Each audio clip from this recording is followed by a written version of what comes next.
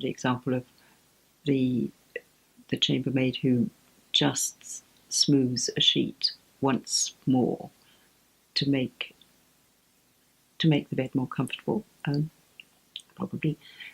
But I tend, when I talk about tiny differences more broadly, I talk about it in terms of those things that are going on in the environment that can have a considerable effect on what the organisation itself is doing or trying to do, and to which it may not be sensitive unless it encourages.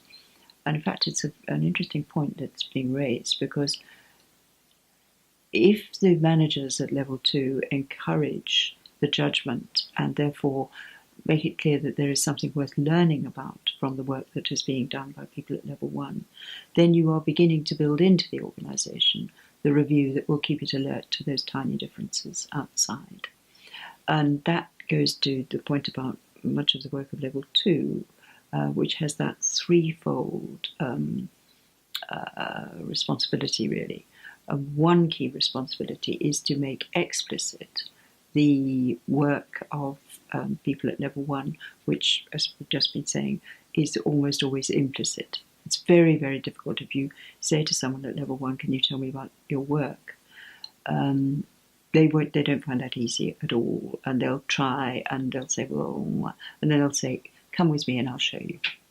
And that's just characteristic. So part of the responsibility, one of the key responsibilities of people at level 2, is to appreciate, to review, and to, where possible, make explicit the implicit knowledge at level 1, or the people working at level 1.